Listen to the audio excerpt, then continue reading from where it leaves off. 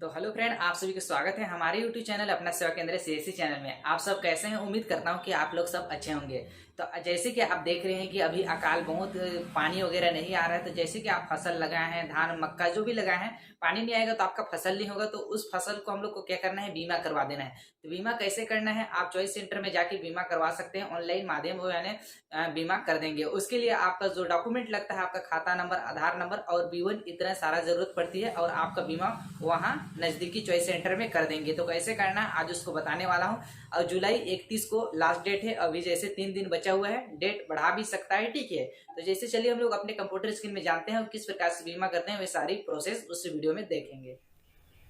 तो जैसे कि फ्रेंड हम लोग अपने कंप्यूटर के स्क्रीन में पहुंच चुके हैं। कंप्यूटर की स्क्रीन में पहुंचने के बाद हम लोग आज बीमा करने वाले हैं प्रधानमंत्री फसल बीमा। जो खरीफ फसल जैसे धान वगैरह और मक्का वगैरह का और बाजरा वगैरह का अभी यानी देख सकते हैं कि अकाल आ रहा है, बारिश वगैरह नहीं हो रहा है, तो इस कारण से हम लोग का धान मक्का जो है नहीं हो पाएगा। तो हम लोग को बीमा करवाना ज़रूरी है।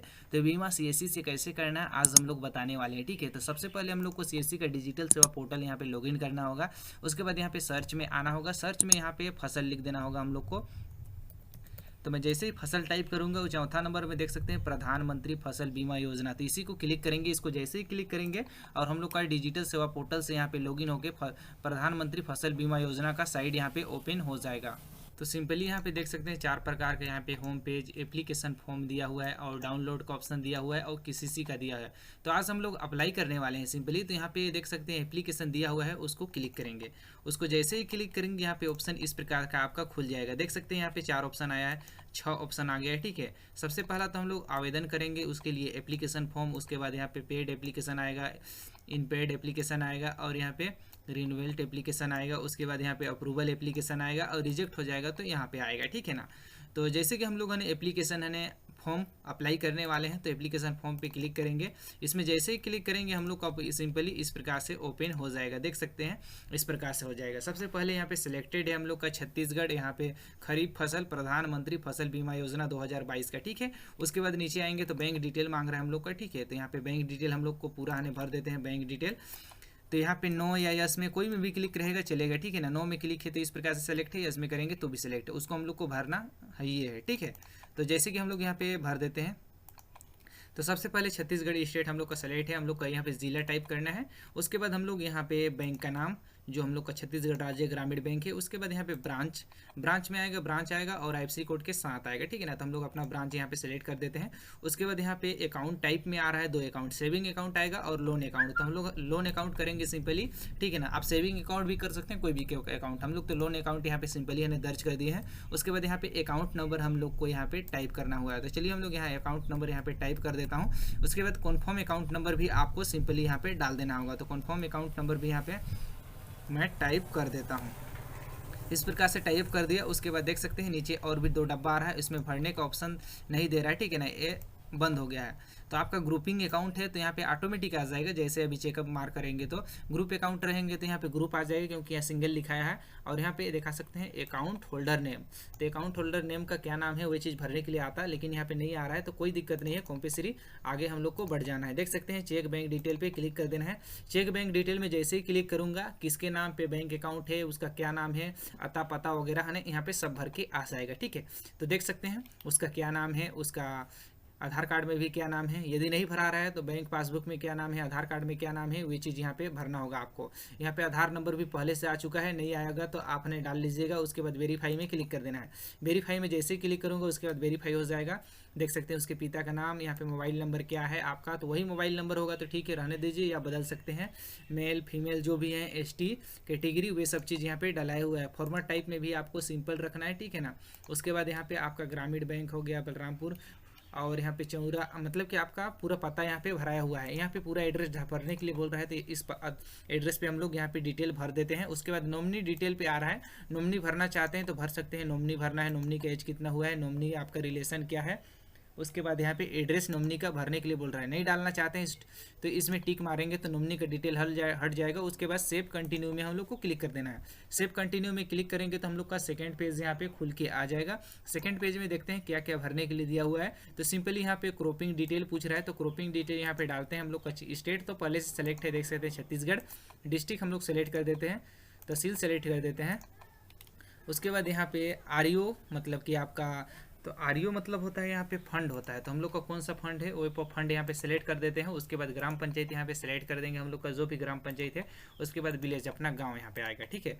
उसके बाद नीचे आते हैं तो मिक्स यहाँ पे क्रॉप लिखा है, तो इसमें क्लिक करेंगे तो इस प्रकार के आएगा, तो इसमें नो क्लिक रखेंगे। उसके बाद यहाँ पे हम लोग अपना फसल डालेंगे। सबसे फर्स्ट में दिया है मक्का, सेकंड में दिया है हम लोग का अरहर दिया हुआ है, और थर्ड में दिया हम लोग का धान का। उसके बाद यहाँ पे फोर्थ में दिया हुआ है उड़द का, ठीक है ना। तो हम लोग धान का करने वाले हैं, तो धान में क्लिक करेंगे। धान कौन सा है, यहाँ पे डेट को हम लोग बुआई किए थे, ठीक है ना। तो यहाँ पे जून को किए थे, 15 जून को किए थे।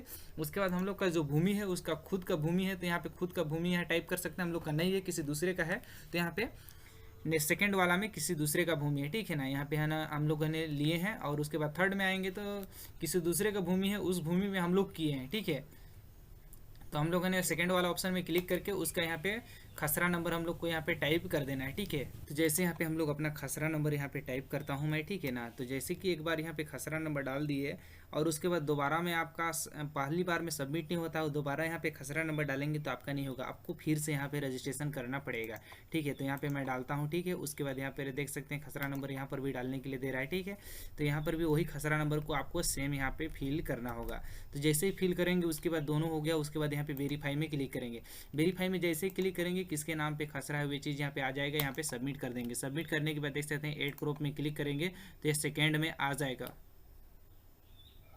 उसके बाद फिर दूसरा चीज़ आप डिटेल हमें फिल करना चाहते हैं, जैसे मक्का का, तो यहाँ मक्का में क्लिक करना है और उसी प्रकार से यहाँ डेट करना है, डेट फिक्स करना है। उसके बाद यहाँ पे आप खसरा नंबर डालेंगे, वेरीफाई करेंगे। उसके बाद क्रॉप में यहाँ करके यहाँ पे सेलेक्ट करेंगे तो नीचे आ जाएगा, ठीक है। इस प्रकार से आने के बाद यहाँ पे आप एप्लीकेशन हम लोग को डॉक्यूमेंट यहाँ पे अटैच करना पड़ेगा, लगाना पड़ेगा।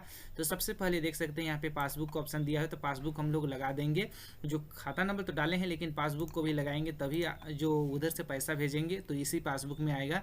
और जो खाता नंबर डाले हैं उसी पासबुक यहाँ पे अटैच करना है। सेकंड में लिखा है लैंड रिकॉर्ड, जिसको बोलते हैं B1 वगैरह, तो उसको लगाने के लिए बोल रहा है। तो B1 वहाँ पे ऑनलाइन हम लोग का पहले से आ गया, नंबर डाले उसके बाद, तो उसके पास B1 है, तो B1 भी लगाने की ज़रूरत नहीं है, नहीं लगाएंगे तो भी चलेगा।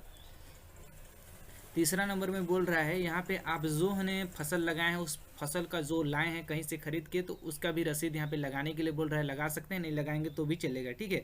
और इसमें तहसील का कुछ सर्टिफिकेट, जो फसल आपका नुकसान हो रहा है तो उसके लिए बीमा करवाना है तो उसका सर्टिफिकेट यहाँ पे लगा सकते हैं। तो सिंपली इस प्रकार से हम लोग का सब चीज़ सबमिट हो गया है। उसके बाद यहाँ पे नीचे आना है और देख सकते हैं प्रीव्यू में क्लिक करेंगे तो इसको अपलोड कर लेते हैं। इस अपलोड में किसी क्लिक करेंगे तो इस प्रकार से अपलोड हो जाएगा। उसके बाद प्रीव्यू करेंगे, तो प्रीव्यू करने के बाद इस प्रकार से सिंपली आपका आ जाएगा, सबमिट कर देना है। सबमिट करेंगे तो इस प्रकार से मेक पेमेंट वाला ऑप्शन में करेंगे या अब बाद में पेमेंट करेंगे तो इस वाले। तो हम लोग अभी पेमेंट करना चाहते हैं, कितना पेमेंट लगता है देख लेते हैं। मेक पेमेंट में क्लिक करेंगे। मेक पेमेंट में जैसे ही क्लिक करूंगा हम लोग का इस प्रकार से CSC वैलेट में ले जाएगा। तो यहाँ पे 85 रुपये का कट रहा है, ठीक है ना। तो ये 85 रुपये आपका हेक्टेयर के हिसाब से हो सकता है, हेक्टेयर के हिसाब से कटेगा। यहाँ पे मैं ध्यान नहीं दिया कितना हेक्टेयर का कर रहा हूँ। यहाँ पे हम लोग का CSC पासपोर्ट डालना है, फिर वैलिड पिन करना है, उसके बाद वो ये वैलिडेट करना है, उसके बाद वैलिड पिन, उसके बाद फिर पे में क्लिक करेंगे तो हम लोग का CSC से पेमेंट हो जाएगा। और सिंपली पेमेंट होने के बाद इस प्रकार से हम लोग का रिसिप्ट निकल के आ जाएगा। तो सिंपली आपको समझ में आ गया कि किस प्रकार से हम लोग को प्रधानमंत्री फसल बीमा का हमें यहाँ पे करना है, ताकि हमें फसल हम लोग का नुकसान हो तो हम लोग का जो है पैसा वापस मिल जाए। जो भी हमें परसेंट देगा, जितना भी देगा सरकार, वही पैसा हम लोग का रिफंड हो जाएगा। हम लोग के जो खाता नंबर डाले हैं उसी खाता नंबर में आ जाएगा। तो सिंपली आई होप फ्रेंड कि आपको हमें समझ में आ गया होगा कि फसल बीमा CSC से कैसे करना है।